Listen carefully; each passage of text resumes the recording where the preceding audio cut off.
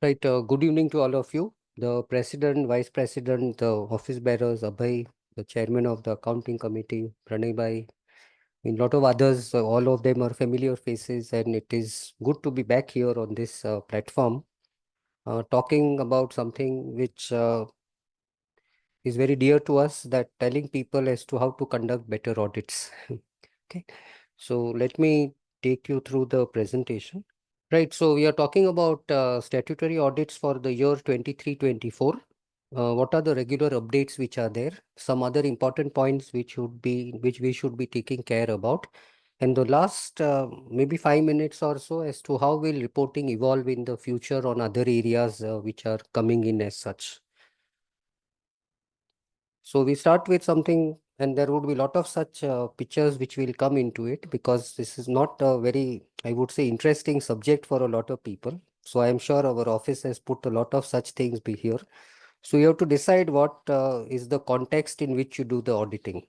What do your friends think? What does your family think? And finally, what do you actually do?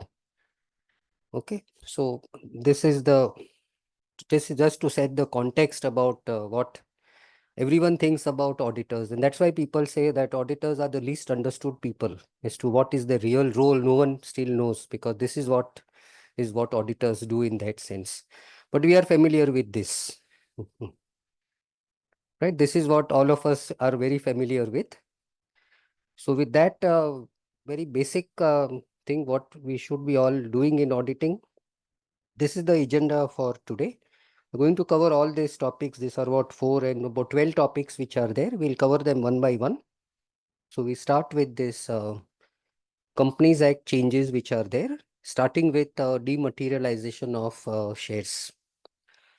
And why is this important in audit? Because when you do audit, the framework is the Companies Act 2013. Now, if you are not aware of the changes which have happened in the Companies Act, you may not be able to conduct a thorough audit in that sense. So one of the important provisions which has come is this dematerialization of shares, where these rules came somewhere in the last year, mid of October 23, that every public company which issues share warrants has to convert them into demat form within a time period which is there.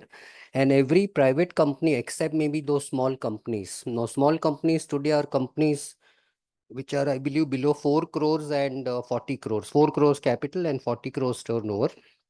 Everyone else, which is a private company, has to convert their shares into demat. Otherwise, you are violating this particular section 29 and rule 9B of the Companies Act as such. And they had given 18 months period to complete this process. No doubt, once all these things came, the share price of CDSL has really gone up, because this obviously benefits NSDL and CDSL. NSDL is not listed. So CDSL, being a listed entity, does benefit from this particular move. So the time limit given is 30th September 24. They had started somewhere last year. So they have given this time limit. And I think if you are auditors of a private company, if the promoters or the secretaries are not aware of this, please make them aware, because going forward, I will not be surprised somewhere in Caro or somewhere this reporting provision comes in, that whether you have demat all your shares or something in that sense. Okay. And obviously this doesn't apply to government companies. The next change, which was in the meetings, which is something which we are all aware about, it become very obvious now. This online meetings of directors and AGMs was earlier only up to 30th September 23. They have now extended to September 24. Mind you, after 30th September 24, if you today schedule a AGM, you cannot do it online, because as of now, the limit is only up to 30th September 24. So if you want an extension of your AGM, and you want to schedule it after this date, unless a further extension comes, as of now, it is 30th September 24 itself. But the more interesting thing is on beneficial interest in shares. Now, who is a beneficial owner of shares? A person who enjoys benefits of ownership, even though the title is in another name as such. That is what is beneficial owner. In sometime we call it a Benami owner also, but in the Companies Act terms, we call it a beneficial owner. And again, in October 23, this particular rule changed, that every company should designate a person who is responsible for furnishing and extending cooperation for providing information to the registrar with respect to beneficial interest in the shares of a company. So you had a lot of shell companies, you had a lot of dummy companies which were there earlier in the last 10 years, which the government located. But now they have said since last year, every company should have a person whom the registrar can identify and call him if some information is needed as such. So every company will have to designate someone like a secretary or a KMP or a director or someone in that sense. And you have to file some forms for that, which are given there. Now, MCA intensified a scrutiny on significant beneficial ownership, SBO as you call it, as we call it, and it became a wake-up call for Indian companies. And we'll see a case study or a penalty levied on one of the very popular companies in India. So SBO or a significant beneficial ownership is in section 90, and SBOs would be individuals who along with others indirectly or directly hold at least 10% of the shares or voting rights or exert significant influence or control over that company. Now this all is straightforward. Ultimately, what comes in our mind is that if there is a company somewhere, a small company who is finally the owner of that company, could be an Indian promoter, could be someone outside and so on. But what happened is was a good case study on LinkedIn. Everyone refers LinkedIn almost every day, multiple times. But on SBO, there was a penalty levied on LinkedIn on the SBO provisions which are there. So penalties were levied on LinkedIn India, as we call it, for non-compliance with Section 89 and 90. Immediately after the sections came in, they did not file the forms. So, what are the facts of this case? So, ROC issued a show cause notice raising questions about LinkedIn India's failure to disclose SBO. As you are all aware, LinkedIn is owned by Microsoft. So ROC was able to see that the ultimately beneficial owner was Microsoft, since it was shown as 100%. As we were this significant beneficial ownership, we don't normally take very big cognizance of these provisions, but a company like LinkedIn itself has been penalized for this. And this was obviously in the press also, because LinkedIn, as you know, is a very popular service which all of us use in that sense. It's not the amount of the penalty, but the fact that the ROC can go in your record and find out who is controlling the company. Though it is owned by another big corporation, they can go and find out who is taking major decisions in your company, and that would be called as beneficial owner. Though it is professionally owned, though that person may not have a single share in the company, he would still be called a significant beneficial owner of that particular company. Go on to this audit trail, which the president mentioned in his initial remarks. And this is obviously a new reporting requirement which has come from this particular year. It had come before 3 years, but year after year it got postponed, and finally it came in this particular year. However, the synchronization was not the best, because for companies it came earlier, but for reporting it came later. And so the reporting and everything really started from this year itself. So this was through that Rule 3 of the Companies Act 2023 of this amendment which came in. So from financial year commencing on or after this 1st April 23, you have to use software which has the feature of recording audit trail of each and every transaction, creating an edit log and so on. The first thing is it's clearly the responsibility of the management to ensure selection of an appropriate accounting software to ensure compliance with applicable laws and regulation, which also means that the software should have this audit trail feature which is there. Obviously, we had a lot of clients, especially in the private limited space, who said this is too cumbersome. What is the way out of this? So the only way out of this is to go back and keep manual books of accounts. That's the only way out. So, and frankly, small investment companies who just have a property on their books, I mean, a lot of them said that, is it okay if I remove my accounting software and just write books? There are only 10 entries in the whole year. So I think then they don't need an audit trail feature, because then they are not using a accounting software in that sense. Okay. So that's the only alternate solution. Otherwise, you have to get a audit trail in that sense. So audit trail is a visible trail of evidence enabling one to trace information, which is obviously what ROC also uses nowadays to trace back who has done something. It's a chronological record of changes that have been made to the data. And what we as auditors, we ask in audit trail of is these three things. When was the change done? who did the change, and what was the change done. Okay, so as auditors, we have to always ask these three things. When is the change done? Who has done the change? And what is the change done? And the audit trail feature should be able to capture all these three things. And it has to be enabled at accounting software level, depending on the features available in this software, or it may be captured directly in the database which is underlying that particular accounting software. But remember these three things, when you find out these three things available in the software and the trail feature, then you are satisfying that particular section requirement which is there. Now, what is meant by books of accounts? It's defined in the Companies Act in section 213. But when it says it includes all sums of money received and expended by a company for receipts and expenditure, all sales and purchases, all assets and liabilities, everything gets covered in that sense. So it's a very wide term and includes all supporting calculations like payroll, FA related, inventory, GST, TDS, tax calculation, which may be even processed outside the main accounting software. Along with this provision, something else also came, and that was about daily backup of books of accounts required. Now that is a provision which is not really talked about too much, but that is a provision which came simultaneously with this audit trail. So that is not to be certified by the auditor anywhere, but you need a daily backup of the books of accounts. And section 129, when you are reporting in your audit report in that section 143, that the company has maintained proper books of accounts, it also includes that you are taking a daily backup of the books of accounts, because that is something you are asserting for anyone in that sense. And there is a case of a multinational company who did not have daily backup of books of accounts, and some of that backup was kept outside India. Because this rule, if you go inside, also says that the backup has to be on a server or IP address which is located in India. So if it is not within India, then as auditors, sometimes you may have to report that this is not satisfying that section 129. Does nothing to do with your true and fairness of the figures which are there. So if you take companies like subsidiaries of multinational companies and all, you have to actually ask them that where is your backup? Is it in India or outside India?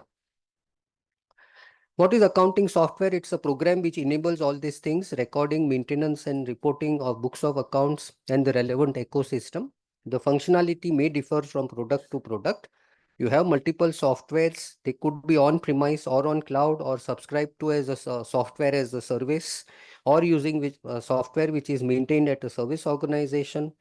And for reporting audit trail, only look at software which is relevant for maintaining books of accounts. So if you have software where, say, project accounting is carried out, where you are doing your day-to-day MIS, which is not linked to your books of account, that is not relevant for audit trail. Only something what gets into your books of accounts, which ultimately gets into your trial balance and your balance sheet, only that is relevant in that sense. So typically, if you have a accounting software, a main software like Tally or a SAP or something, surrounding that you will have a lot of other softwares. Now, almost each one of them requires a audit trail, unless you find that the software is not linked to your main software. If your software is linked to your main software through a bridge or something, as happens nowadays, then everything requires a audit trail. If it is not linked, but you take data from that other software and punch in the main software, then you don't need an audit trail for that other software. Say like GST. GST, you use some other software.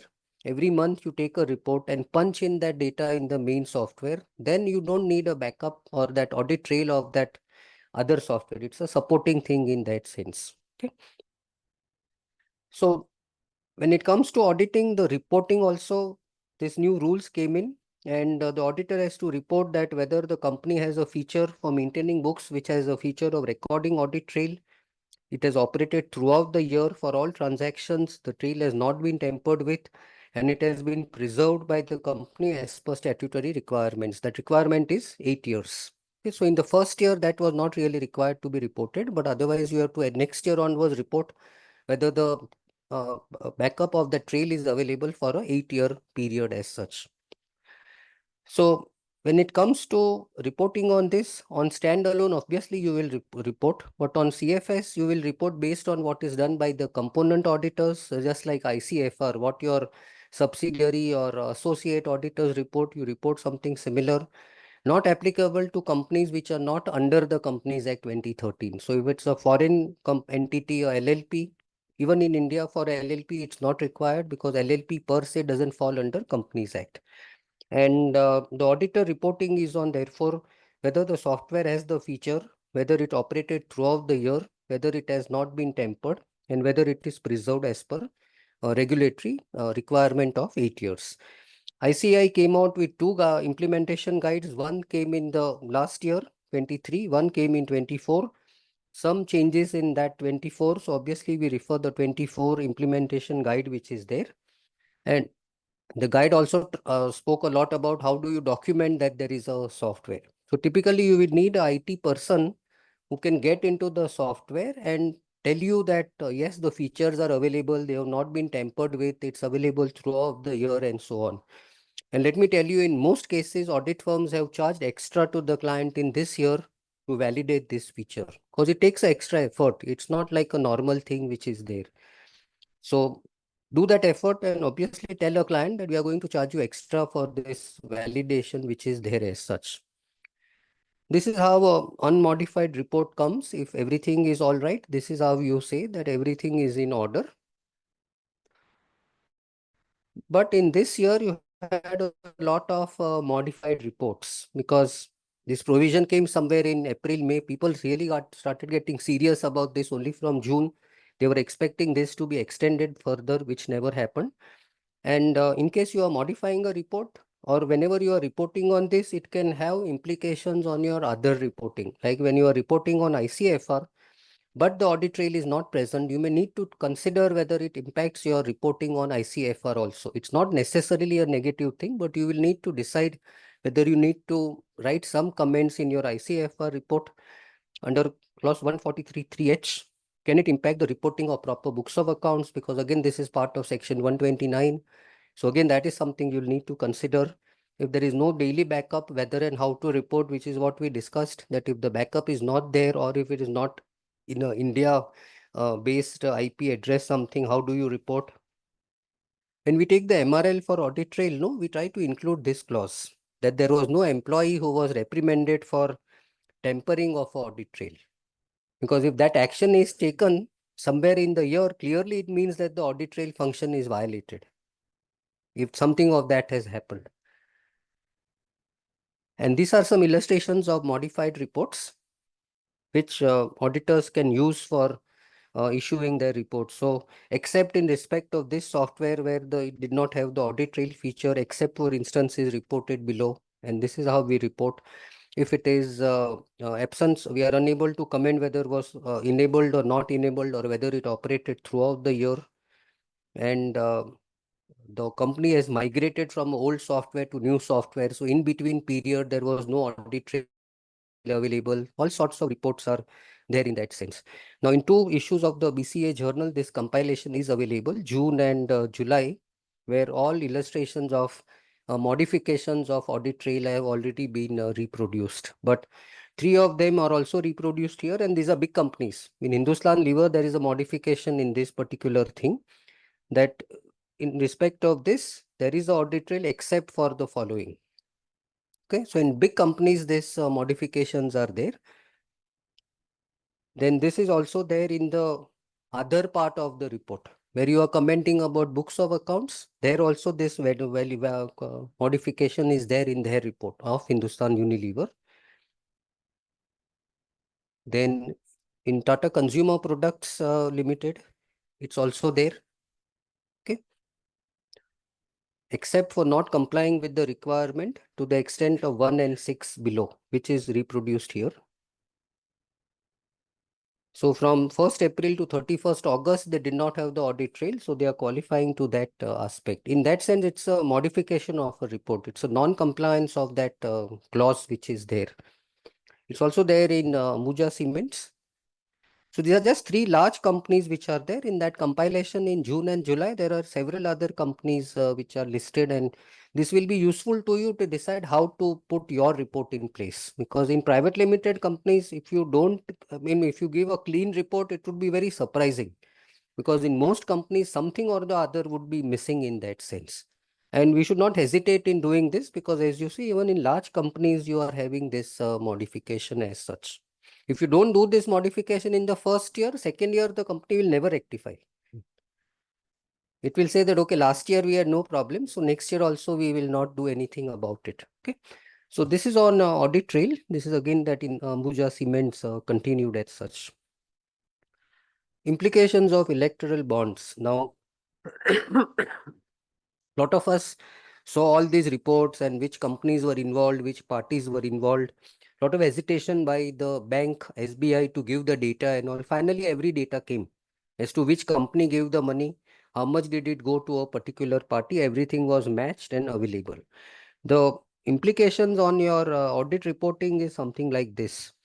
So based on the Supreme Court decision and all subsequent information in public domain about companies buying electoral bonds and donating to political parties, what becomes important is about Section 182 of the Companies Act, which lays down the limit of only 7.5% of the amount which you can give for as political donations. Electoral bonds are clearly political donations which are there. Okay. Now, whether do you need an emphasis of matter or a modification if limits are extended? Do you need to disclose the name of the parties? Because Section 182 wants you to disclose name of the parties. And till the electoral bond was an anonymous thing, it was fine. But now you have the information. Do I also give all years in that sense? And if political donations are there, do you disallow it for your tax calculations? Okay.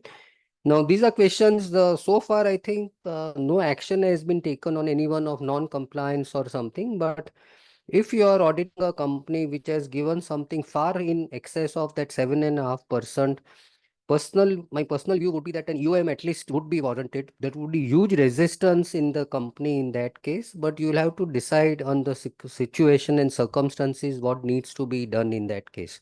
This was never there in public limited listed companies. All these donations normally came in the unlisted companies. So these are the 2 months where a lot of them would be reporting in that sense. Okay. So that's the Companies Act thing. We go to Ind AS changes which are there. So life is like our accounting, everything should be in balance, and that's how these accounting standards are amended. So you had a lot of standards which were amended in the last year, and the changes were applicable from 1st April 23. And these are all Ind AS which got amended. I am talking of Ind AS, though we may not have this, all the people doing only listed companies, but they may also doing private companies who fall under Ind AS or subsidiaries who fall under Ind AS or something. We are going to talk about only 2 changes because all others are consequential in that sense. So we will just talk about change to Ind AS 1, where it was changed from significant to material accounting policies, and Ind AS 8, we changed the definition of what is a accounting estimate. Ind AS 12, of course, is highlighted, but that's not something of a very important change. It affects only lease transactions.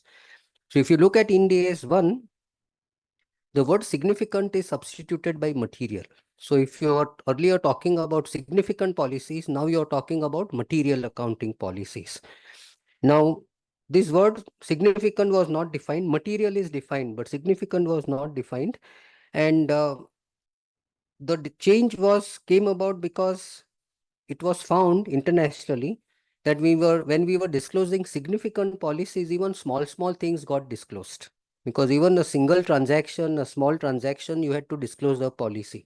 And even in India, our FRRB, our this QRB, if you have a single transaction, say of export benefit, and that policy is not there, they would say it's a miss in the accounting policies. It may not be material to the whole balance sheet or financial statements as such. So now instead of significant accounting standards, standards, you have got what is called MAPI, which is Material Accounting Policy Information. Not that I even now need to give the whole policy which I follow. I only need to give information about what is the policy I am following in that sense. And this is a flowchart which can help you to decide whether a particular accounting policy is significant or material and whether I need to disclose that particular policy. So is the transaction or an event or a condition material on account of either size or nature or both? Significance or materiality will be either by size or by nature. If the answer is no, immaterial policies may not be disclosed. It's there in this particular paragraphs of the standard. If it is material, then you see whether accounting policy choice is available. Is a new accounting policy required to be developed as per Ind AS 8? Is it a change? Is the accounting complex? Are significant judgments or assumptions involved? There, if the answer is yes, you disclose the policy. If there also the answer is no, you don't disclose that particular policy which is there.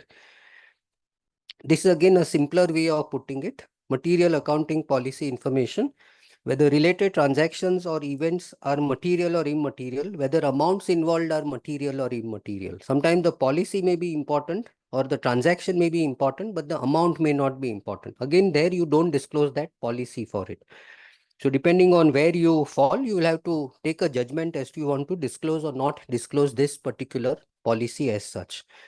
Some policies which were eliminated from lot of financial statement this year were on insurance claims, because that is sometimes a one-off item that may not come every year. Even if it comes every year, may not be an important item. Export benefits, sale of scrap, and so on. What the standard also says is that lot of boilerplate disclosures, which means that you reproduce the standard paragraphs only as a part of your policy. Please remove all that. Because if you look at the policy of revenue recognition, you will find 3 clauses of Ind AS 115 just reproduced as it is. Now, that is what the standard says. Please avoid what is called the boilerplate disclosures. And you should consider whether you standardized information or information that summarizes the requirements of Ind AS is material information and whether it needs to be removed. In school, no, I know we were used to tell that make a précis of something. So this is exactly the same thing. You have a long policy, you have to make a précis without cutting down the meaning of that particular paragraphs. And companies will be very happy if as auditors we can help them with summarizing those policies and making it material. Okay. Now remember, this is not there in the other accounting standards. This change of significant to material is only in Ind AS. If you are not following Ind AS, the significant policies still remain as it is. Okay. So only last week I had a balance sheet which came for approval where I only saw one thing. What is the policy state saying? There the heading was material. I said you have changed in the wrong way. So there is no change required for non-Ind AS financial statements as such. The second change in the accounting standard is in this Ind AS 8 definition of accounting estimates. Now, accounting estimates, there was no clear definition available what is considered an estimate. Instead of estimate, they have coined a new term which is called measurement uncertainty. And they have defined what is measurement uncertainty. So accounting estimates are monetary amounts in financial statements that are subject to measurement uncertainty. Okay, now it is very clear as to what is an estimate. So if there is a measurement which is required, but there is uncertainty about it, then it becomes a estimate. Now this becomes very useful in things like a loss allowance for ECL, the NRV of inventory which is there, fair value of an asset or liability, depreciation when I calculate, or a provision for warranty obligations which I make. All these are measurement uncertainties. And the standard gives a lot of other examples also as to what would be a measurement uncertainty. And when you change a figure because of measurement uncertainty, it will never become a prior period item. That is also what the standard says. And I'm sure this will help you in income tax also. Because when you change your warranty provisions, when you change your inventory NRV, or my depreciation, useful life, it is only a measurement uncertainty which I'm rectifying in that sense. Okay. So useful change which has come into this. Third was on Ind AS 12 where it says if in the lease transactions, it gives rise to equal taxable and deductible temporary differences. Don't net it off, but show it on both sides. That's all it said. Netting off somehow is not very favored by Ind AS also and by a lot of ESE opinions also, which we will just see down the line. That brings you to this standards on auditing which are there. Not many changes in this. You had SC 800 which was revised. Special considerations of financial statements prepared in accordance with special purpose. When do you issue a audit report under SA 800? SA 700 is what we normally use, but if it's a special purpose thing, say when, for instance, when it's a foreign entity where there is no audit required, but I'm still asked to do audit for, say, RBI purposes or by LODR purposes, I may give a report under SA 800. That is where this standard and the drafts which are given needs to be used as such. This is of course applicable for periods beginning on or after April 24, but you can always use these changes even for 23, 24 in that sense. A similar change was made in 805, audit of single financial statements and specific elements, accounts or items of a financial statement.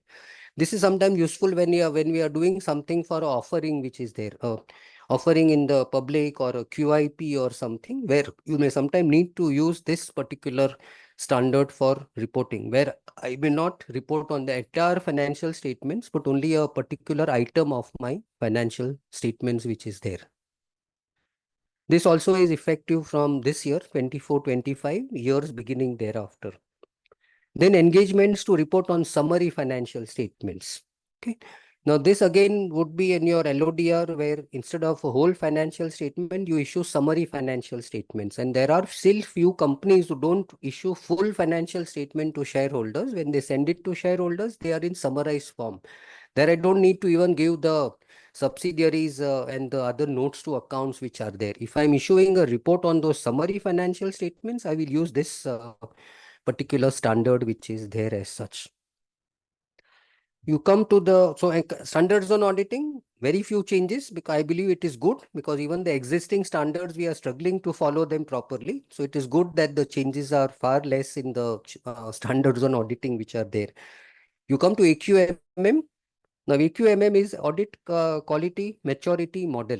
Now this is like rating your quality or rating the quality of your audit firms. And if you believe that everyone says that every chartered accountant who audits is a professional colleague and I will trust him, it will not remain so now, because every firm will have a different quality based on this AQMM which is there. And if you want a peer review to be done, having a AQMM model would be almost mandatory for you now. If you do a peer review now, get your firm reviewed, they will ask, the reviewer will come and say, where is your AQMM? That's a self-declaration which I do, which they will verify everything and validate. So they are quantitative and qualitative measures of quality, both inputs and outputs, indicate the firm's historical, present and future ability to perform quality audits, as well as providing insights into quality when read with other AQIs and other relevant context which is there. Any firm which is which is auditing a listed entity, a bank or an insurance company would need a AQMM. Otherwise, you will not be able to get appointed as auditors there, because your peer review will then not get completed in that sense. Even a bank branch in that sense would get covered here when it comes to banks or anything. Okay. So these are the three things which are getting covered in your AQMM. It's both quality and quantitative aspect. So in section 1, practice management operation. So you need a practice management manual in your office. If it is just oral, then you'll have to put it in writing, and the maximum points possible are 280. It's a detailed questionnaire which is there, which you have to yourself fill up. If you fill up everywhere as the best thing, you will actually get contradictory answer somewhere. So you have to be careful when you fill this, because the peer reviewer will also validate each and everything. And for every answer which is yes, he will ask you, show me the supporting document. Then human resource management. A lot of emphasis given on human resource management, including how many trainings you do, what are the working hours of your people, is your pay commensurate, what is your, I mean, a lot of other things are there. Do you train your employees? Do you give them induction training? Do you give them on-the-site training? And all such things are there as such. Out of 600, if you are able to score anything more than 450, it is considered a good score for most of the firms in that sense. And based on the scoring, you get 4 levels as marking. So to continue to do audits of banks or insurance companies or listed entities, you should either be at level 3 or 4. If you are at level 1 or 2, you may not be given those audits now. Okay. So in your scoring, Your scoring, if it is only up to 25% in each selection, you will be classified as a level 1 firm. You can keep on doing your small private limited company audits, but this big companies, you will not be appointed auditors now. If the peer review itself will not be done. Okay. So aim should be therefore to go to level 3 or 4 in that sense. Okay. And there is a process in which you move up to the next level.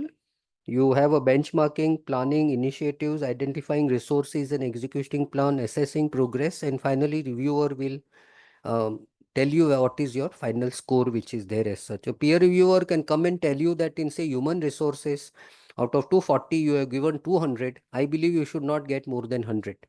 And he will change it to 100 and then decide what is the level of your firm in that sense. Okay.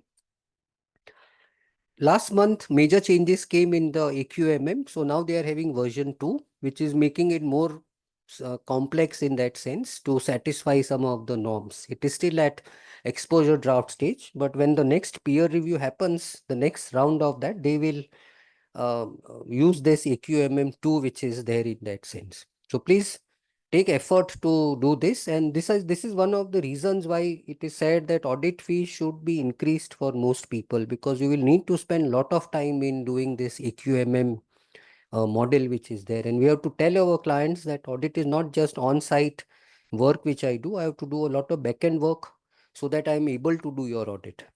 That is something which is important for people. Okay. Come to some FEMA related violations which an auditor should be looking at.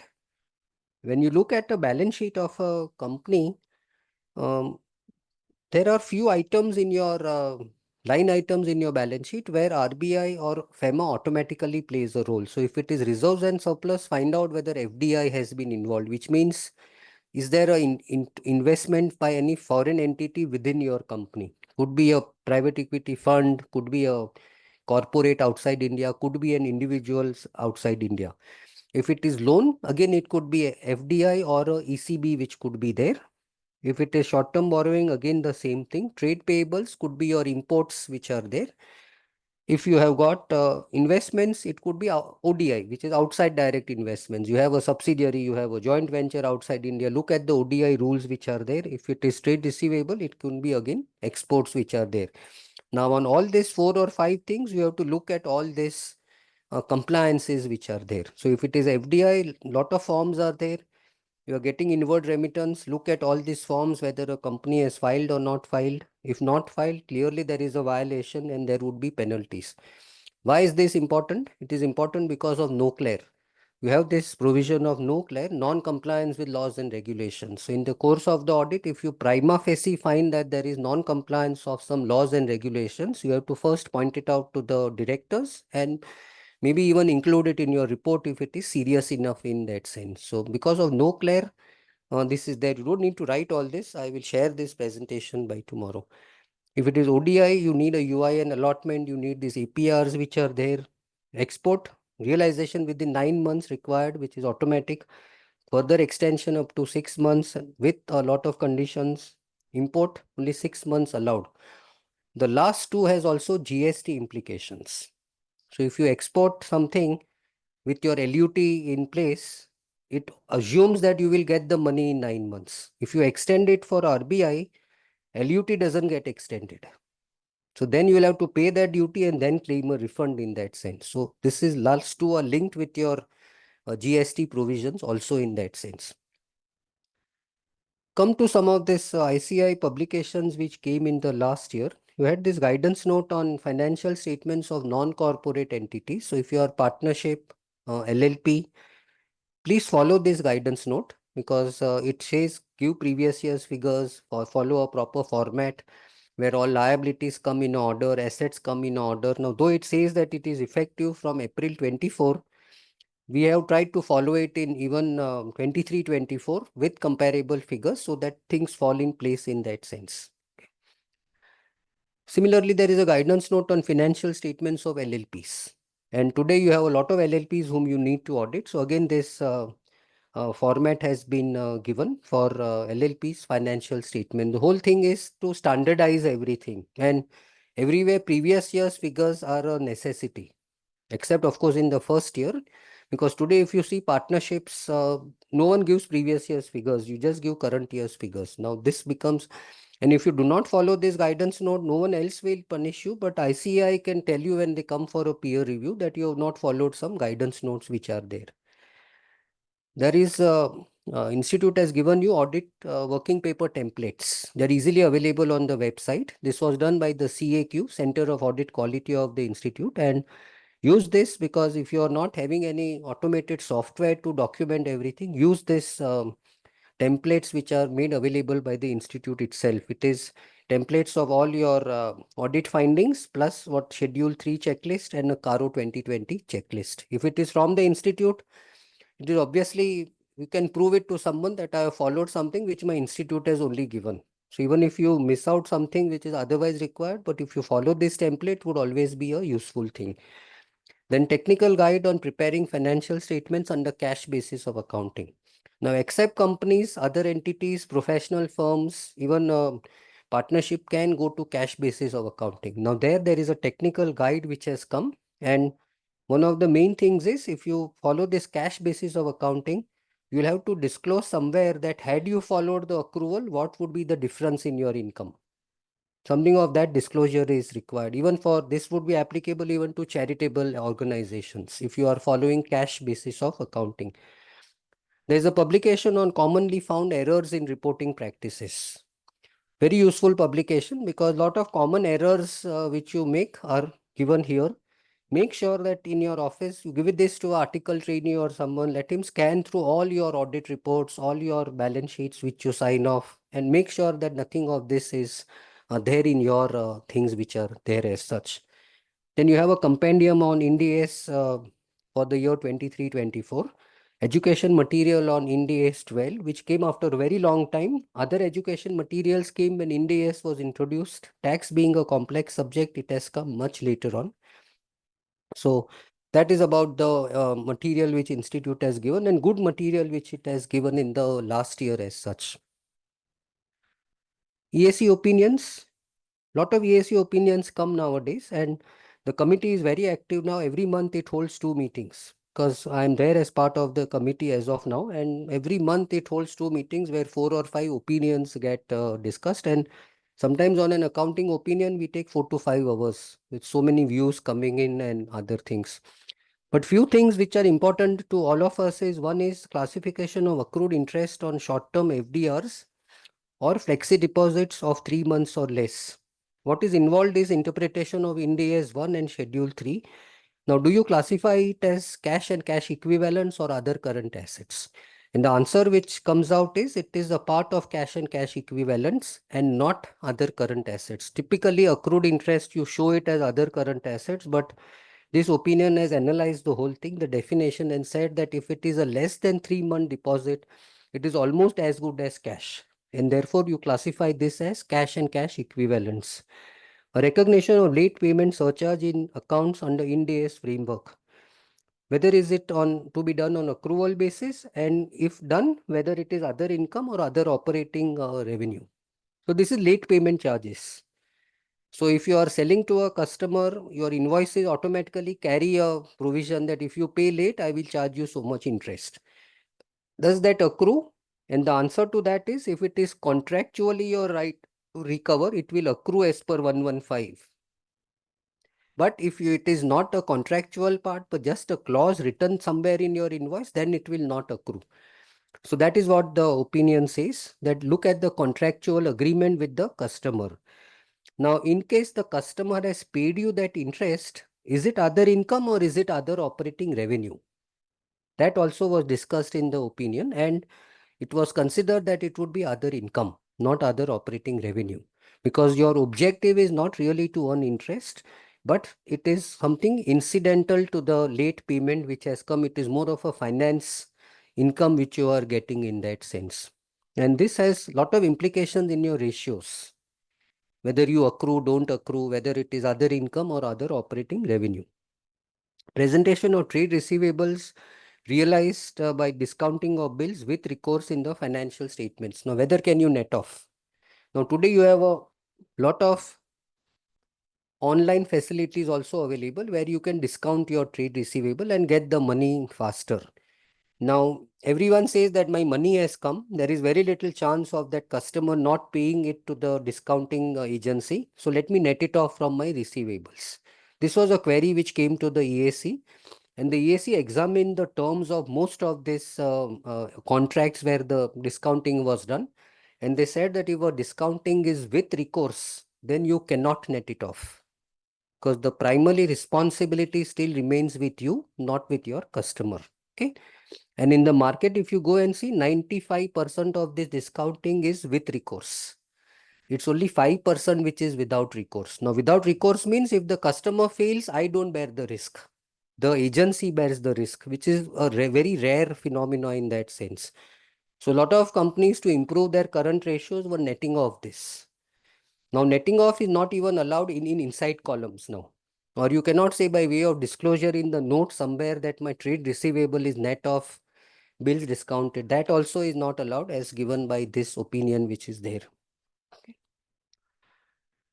Then expenditure incurred for a project under AS framework. This opinion was not under Ind AS but under the AS framework itself, where administrative expenses, introducing a new product or service, or cost of conducting business in a new location or with a new class of customer, can it be considered directly attributable cost under AS 10? This is not Ind AS 16 but AS 10 itself. The answer to this was no. All this need to be charged out. It will not become part of your cost. AS 10 is in that sense almost similar to Ind AS 16 which is there. So this cannot become part of your cost. Now your normal logic will say that this is all part of my cost of the asset which I allocate. But there's a clear opinion under the old AS framework also which says you cannot add it to part of your cost. On a netting off of related income expenses, again lot of companies, if I am receiving commission and also paying commission, I will net off and show only a net figure. Of course, it depends whether it is a P2P transaction or a P2A transaction. In most cases, look at the contract, netting off is not possible. We'll have to show commission received in one side and commission paid on the other side. Similarly, interest received and interest paid. And we had a typical example where someone came to us for an opinion saying that I am an exporter of, say, diamonds. I get this facilities against my LCs which are there. I get the money from the bank. Since I don't have business or I don't need the money, I temporarily put it in bank FDs and I earn interest against it. So allow me to net off my interest received against the interest paid. And the answer to that is a clear no. You cannot do that. They in fact said that if I do not net it off, the bank will withdraw the facility. Because then they will say you are not using it for business, but you are putting it in FDs. Irrespective of what is a business related thing, this would not be possible to be netted off in that sense. So look at Ind AS 1 or Schedule 3. It doesn't affect your profitability, but very clear it does not get netted off in your financial statements. And most of us sometimes know are saying that, okay, hardly matters, nothing changes, but it is not so in a lot of cases. And at EAC, we discussed this quite threadbare as to what are the provisions, is it allowed, not allowed, and even IFRS doesn't allow such netting off. Okay. So just taken some few decisions recent 6 months which are on this particular aspects which are there. Go to the next on MSME. This is again a hot topic in the last few months. Everyone was saying budget will do this, budget will do that, and nothing changed. And which was a very clear indication given when they changed the clauses of Form 3CD. Had they thought of making some change in the Finance Act, in the Income Tax Act, they would have not changed Clause 3CD. But the fact they changed Clause 3CD itself meant that they are not going to change anything. But this is your MSME, the provisions which are there. And what affects is this micro and small. Nothing happens to medium, but this MS micro and small is something where there is information which you need to gather in that sense. And these are the turnover limits and all for micro and small. So what is the time limit prescribed? It is within 45 days if there is no agreement in if there is no agreement in writing, or within 15 days from the date of acceptance or actual delivery in absence of such agreements. Okay. So the maximum limit is 45 days unless I have an agreement lower than that figure. If you don't have an agreement, then automatically it becomes 15 days. Now, the role of auditor in reporting MSME dues and accrued interest is still not clear to a lot of people. There is in Schedule 3 a clear table which you need to give what is MSME, what are their dues, is it delayed, not delayed, and so on. Even in a lot of cases, there is a delay. The clients never pay interest to them because they say they have not asked for the interest and I'm not going to pay the interest. Different practices are followed. Some auditors insist that please make a provision for the interest and disallow it under income tax. For years together, the interest accumulates. After 5 years, they say, okay, no one has claimed, now you write it back. Now, that is something which you will have to take a call.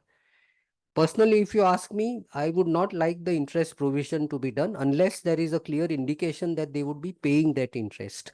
Appropriate disclosures are, of course, necessary, saying that in cases where the payment is beyond the due date, interest is not provided since there is no demand from the vendor for the same, and the company does not expect any such amount to be material even if demanded. Some such disclosure is necessary to protect the auditor that why are we not insisting on the interest provision as such.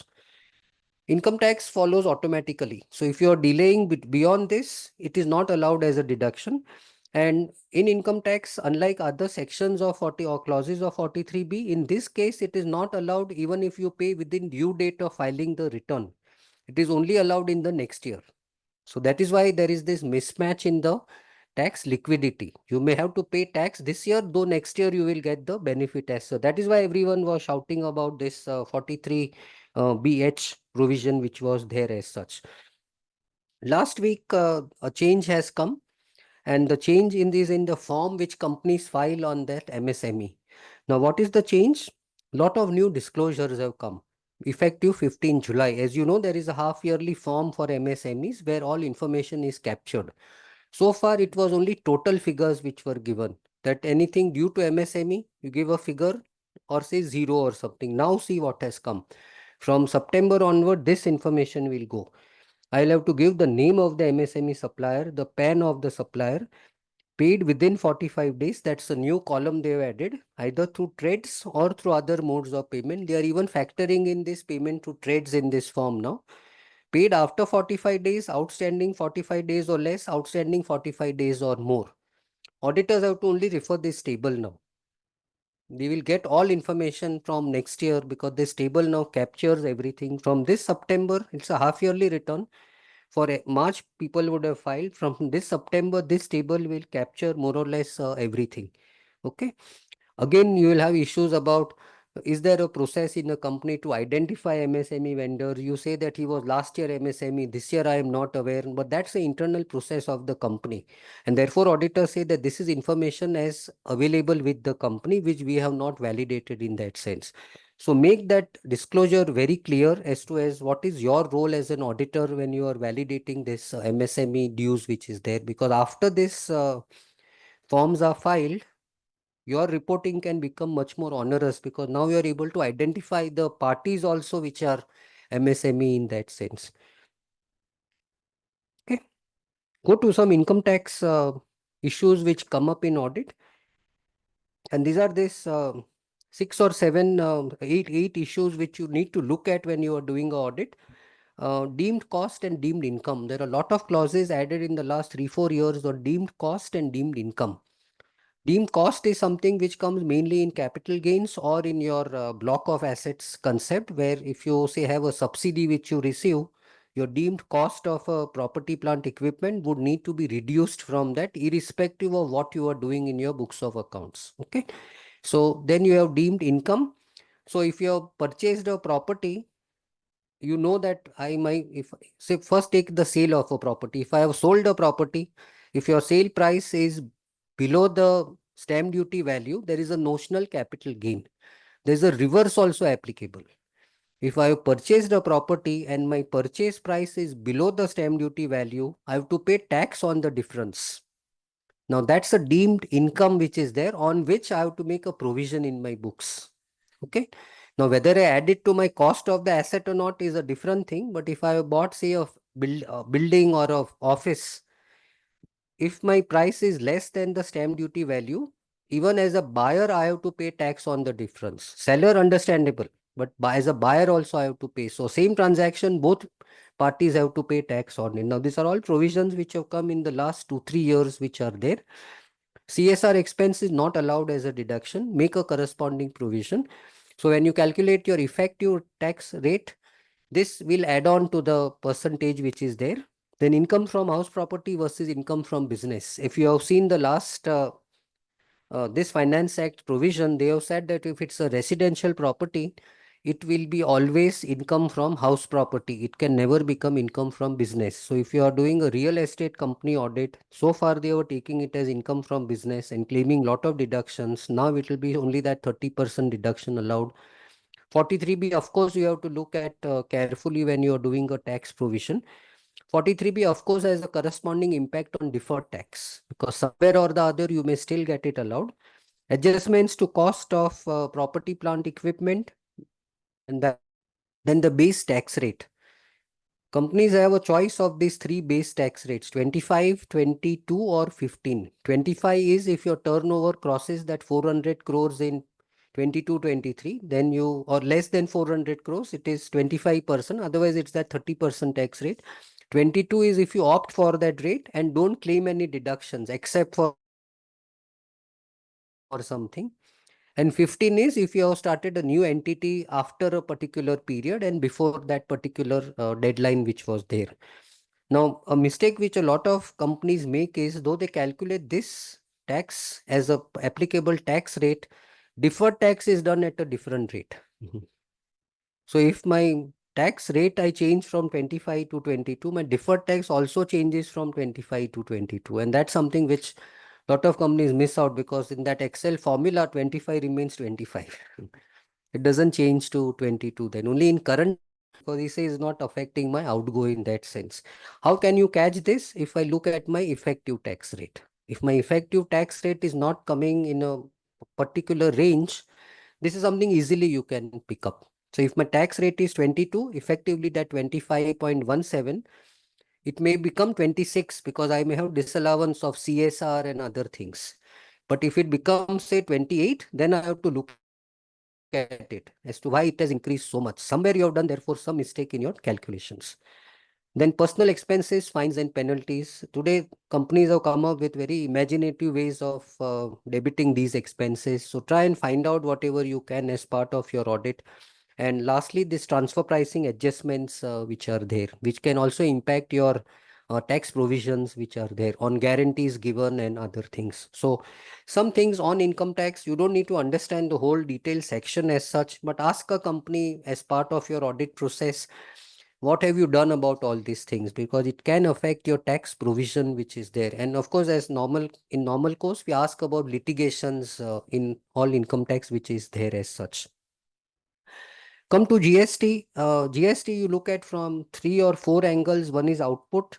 Again, you need all basic knowledge of all this. What is this reconciliation? GSTR 1, GSTR 3 being the tax again higher of some rates which are there. Transactions with related parties, a special focus is needed for that, because there are clear provisions on transaction with related parties. Now, in transaction with related parties, in GST, even if it is free of cost, there is a GST implication. And a typical example is, if you have got an office building where 10 offices of the same group are located, it all belongs to one main company, but all offices are registered there. It's a related party where you are providing space.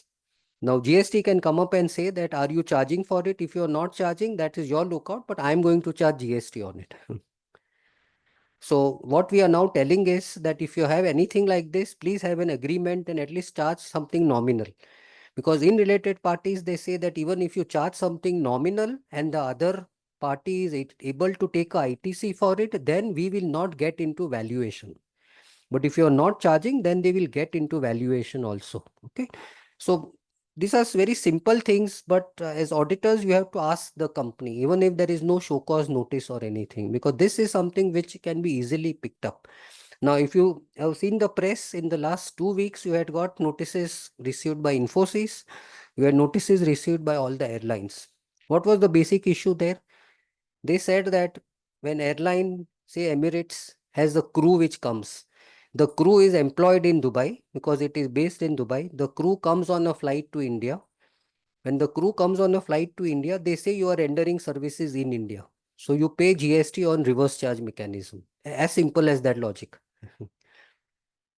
Okay, and on that they can raise thousands of crores of demand. What happens finally, we do not know, but these are the ways in which you can interpret the liability of GST, which is there as such. Okay.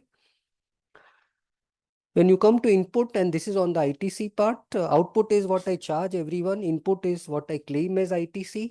Make sure everything what you claim ITC is eligible. So if you are doing food, food not eligible. If you are having a construction of a building, a office, something, again not eligible. If the client has claimed it, you will have to tell him that please don't claim this.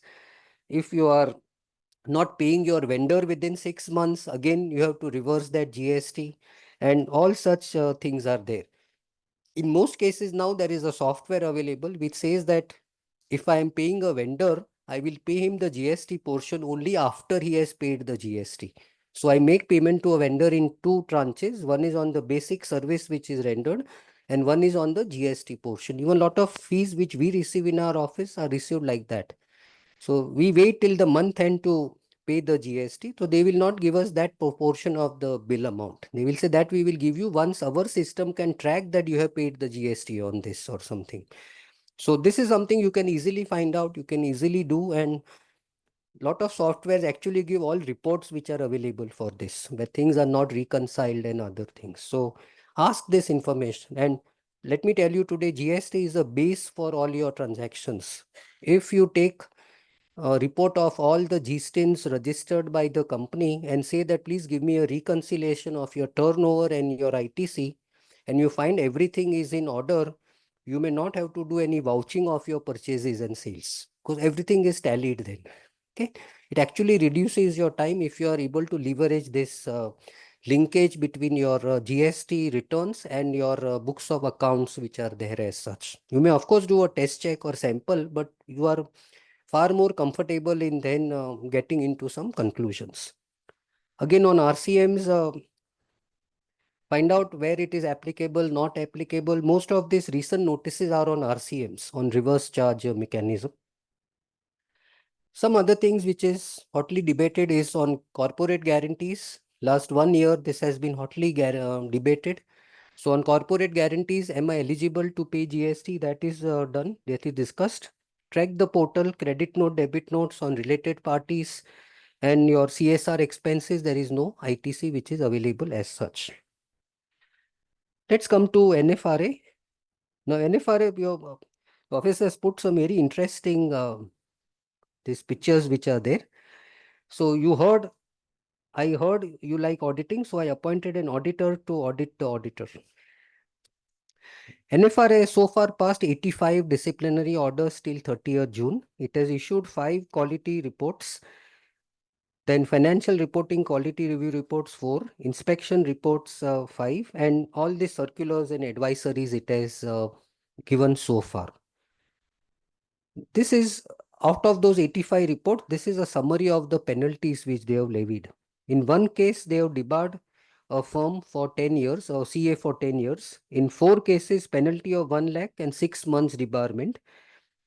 This is chronologically tabulated as to what are the penalties which NFRA has levied. See the maximum penalty, 3 cases, 50 lakhs each. And in one case, even a penalty of 3 crores has been levied by NFRA. Okay. So debarment has gone to 10 years also. Now see that case, in one case, 1 crore penalty and 10 years debarment. Looking to the seriousness, and more in most of these orders, and we'll see this down the line, it is non-compliance of standards on auditing. And these are 85 reports till 30th June, which have been summarized here like this, based on what is the penalty and what is the debarment. We can give names, we can get the names of all of this on the NFRA website. They are very popular too, with 1 lakh and 1 year. 26 cases, 1 year debarment and 1 lakh penalty. So this is what they do. This, of course, if you see movies, this is taken from a very popular movie which was there. So NFRA last year also initiated an inspection of 5 big firms, and these are the 5 firms where they did an inspection for almost a year, and they gave out reports in the public as to what were the findings of these reports of these 5 firms. And this is what they found. So we have collated this based on the comments and in which firm what comment was applicable. So if you see audit documentation applicable in all the firms. If you see independence applicable in 3 firms, not audit services. If you see double tick, it means they have twice remarked about it. So the office has collated this, the entire orders, which are 100-page orders for all the 5 firms based on the main comments which have come in. Now, this actually will help us to find out where we should be concentrating on. And if you see the first thing, it's audit documentation. You go on further, and some of these things are said here. The top 3 comments are, one is documentation, and they said duality of audit documentation and lack of integration between electronic and paper files poses a risk of non-compliance is SQC1 and standards on auditing. So sometimes physical papers kept in the file, sometimes electronic documentation, no correlation between the two. And this we are talking about the top 5 firms of the country. These are observations on top 5 firms, not on those where they have levied penalty and other things. Audit documentation does not meet the requirement of SA 230. Documents are signed off as completed before the completion of the audit procedures. Audited financial statements and final report not found in the audit file. Okay, the draft statements were available and they differ from those on the stock exchange website. The second thing which they commented strongly was on independence, that the engagement level independence confirmations were not obtained, sign off regarding information was not given, details of network entities and not audit services provided were not given by one firm. The third thing they concentrated on provision of non-audit services. They call it NAS. So if you are providing non-audit services, it's a self-review threat. They say that it's a violation of section 144 and they have strongly commented on this provision of non-audit services. Mind you, this applies only to these 5 firms as of now and only the listed entities covered by NFRA as such. And auditors, however, need to be careful even in other companies because they can come under stringent scrutiny for providing not audit, non-audit services.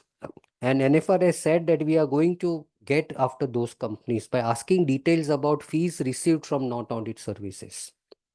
Third, or the next thing was on, in most cases, they found insufficient evidence about engagement quality control review, which was there.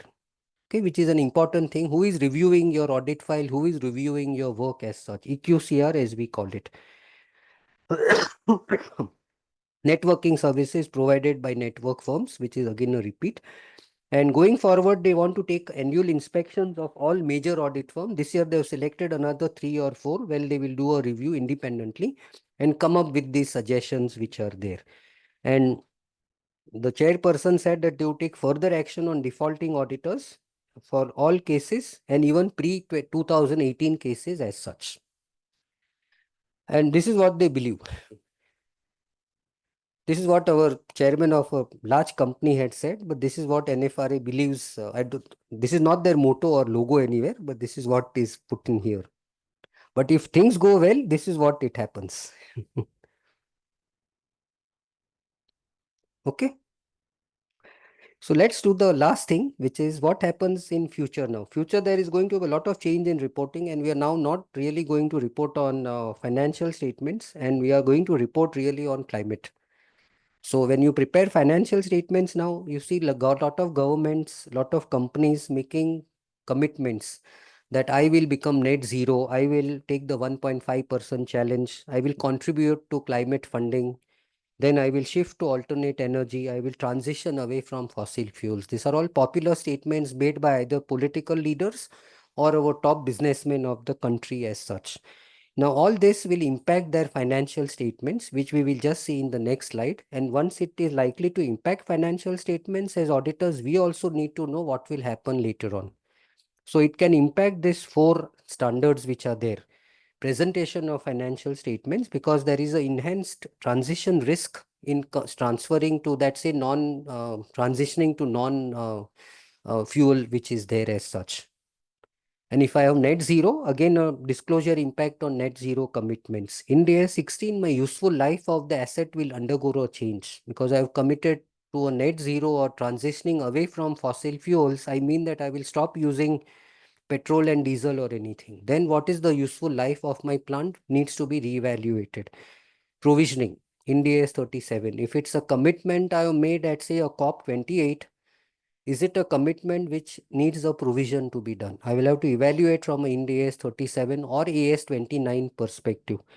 Impairment. If I have a plant which is otherwise for say 20 years, but if I made these commitments that after 10 years I will stop using this fuel or this product, my impairment automatically comes in because now I have committed. So these are all indirect things which will hit your financial statements, and as auditors, you need to be aware about this in that sense. On climate reporting, these are the most relevant reporting frameworks. You have got integrated reporting, TCFD, SASB, GRI, and so on. Luckily, you had IFRS, which has integrated all of that into ISSB, and they have come up with this S1 and S2. So if you see IFRS Foundation, earlier they were only issuing IFRS. Now they also issue ISSB, which is S1 and S2. Two standards issued so far. S1 is the framework and S2 is the impact of climate on your financial statements. Companies in Europe have started following this, and a lot of countries otherwise also have started following this in that sense. Very soon SEBI will mandate this also.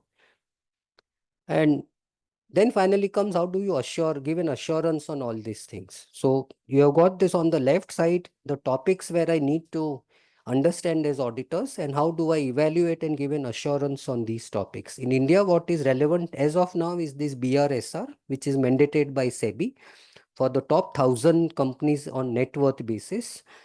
And BRSR covers all these things which are there on the left. And when you are giving assurance for sustainability reporting, you have got some standards which are available in the world. So IFAC has given a publication and they have also issued what is this ISAE 3000. In India, what we report today follows this ISAE 3000. And Institute has also come out about something on greenhouse statements. How do you give a report on greenhouse gases statement? ISAE 3410. But what's coming in the next year is ISSA 5000, which is an international standard coming by IFAC, which talks about general requirements for sustainability assurance engagements. Now, this is by IFAC. IFAC also issues the standards on auditing. So this is obviously going to come to India also. And in India, we may just call it SSA instead of ISSA. So this is also likely to come to India in the next year. But this is the future of reporting, and auditors will have to look at this and understand this which is there. And that is why the last slide which I put is something like this, where an auditor now needs a lot more qualities than what he had before. Of course, you can see a cup of tea also in his hand so that he can relax also. But you need all these qualities which are there for an auditor. Fine. So I think that's the last thing to cover for today. Friends, you would all agree audit is not going to be easy. It is going to keep on getting more and more onerous. At the same time, it will keep on getting more and more interesting, especially now for the small and medium-sized entities and private limited companies. The question of accommodating and taking care of your clients now is out of the question. Because whenever there is a problem, nobody is going to support you. You have to fight your own battle and you have to dig your own grave. If God forbid you get caught with the regulators. And now though NFRA will take care of the public interest entities and the listed entities, any other entity can now be subject to a QRB review or an FRRB review. Whereas while that may not be too rigorous, I can say based on experience and my interactions with a lot of the practitioners, that a lot of them get notices from the ICAI disciplinary committee, based on the reports which the FRRB and the QRB have issued to them. So now you just cannot say that by even if I'm doing a small company, which is promoter driven, no public interest, I will not be subjected to scrutiny. I am also been involved in some QRB reviews. At some point of time, I was wondering why is this company selected? But then when you actually get into look at the financial statements, you know that there are a lot of gaps. And they want somebody else to first tell you that what are the gaps, and then based on that, they will initiate proceedings. So be on the guard now. If you don't have the bandwidth, don't do the audits. Ensure that the people down the line on whose work you are relying, you subject it to proper scrutiny and review. You have seen the wide canvas which Himanshu Bhai has covered, the 12 areas. Each of them are important. You need to factor them in. The last part, especially on the NFRA, considering the gaps they have come up with even for the top firms, you can imagine for the smaller audit firms and for the smaller clients, what the situation could be. So now we just have time for maybe two or maximum three questions. And plus each participant is only allowed to ask one question, not more than one question. And I know the first reference to my friend, Mr. Percy Irani, he always, yes, your question. Thank you. So, well, since it's only one question, I'll choose one which is Yes. which is impacting most of us. So, NFRA will try and reopen or examine or investigate or inspect reports prior to 2018, right? That's what we just heard. And that's also what we have read. It's reported also. But sir, we as auditors in the SQC1, we are required to maintain our audit work papers for maximum 8 years. So right now we are in 424 to 16 and 824. So is it possible for NFI to go prior to the year 2016? That is where I'm a bit, because our work papers we are required to maintain for 8 years.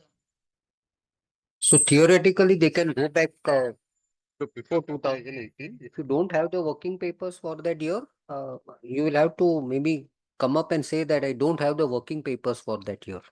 Because even SFIO can go back and ask you about 10 years also. Frankly, the Companies Act says 8 years. I think our audit code of SQC ethics, standards, I think it says 10 years. 10 seven. years. No, 7 years is audit partner rotation. yeah, 7 years audit partner audit. First it was 10 years, then a council revised that and brought it to 8 years. See, NFRA can go back, SFIO can go back. If you don't have the papers, you will have to, I mean, and if you believe really that that company was in such a serious thing that you need to justify things, then you better keep those papers. Sir, in case of demat of shares, whether the company only needs to take that ISIN number or all the shareholders also needs to get their shares dematted?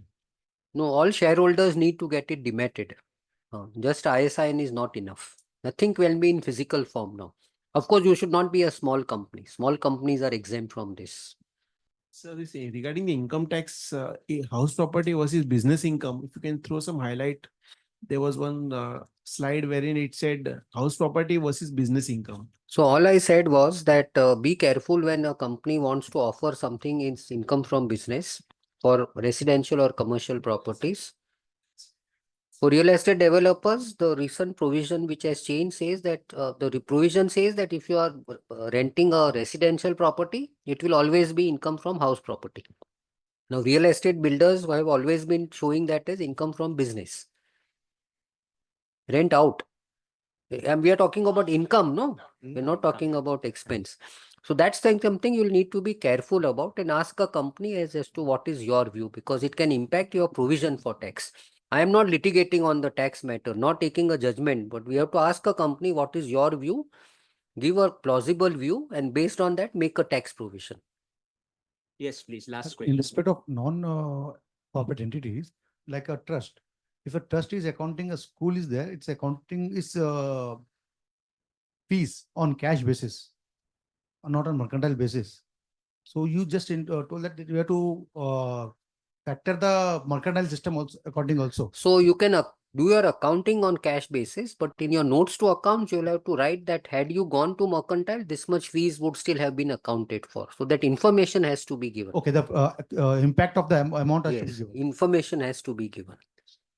If Okay. you are doing cash, no one tells you not to do it, but give Right. that information. For trust, it is cash is, I have studied that it's not allowed for trust also to cash based accounting. It depends. It depends whether you are doing a business activities or you're No, it's just. only, school activities, trust It activities. is also governed by other laws, no?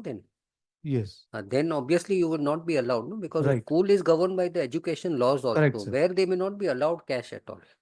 right. Thank you, sir.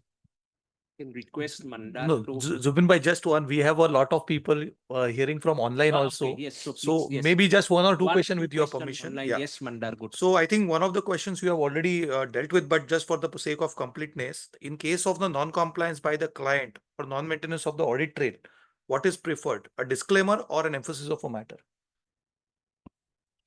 For non-maintenance of audit trail, you don't need to write anything in the main report. There is a specific clause where you need to report. So there you'll have to write that the trail is not there or they're subject to this.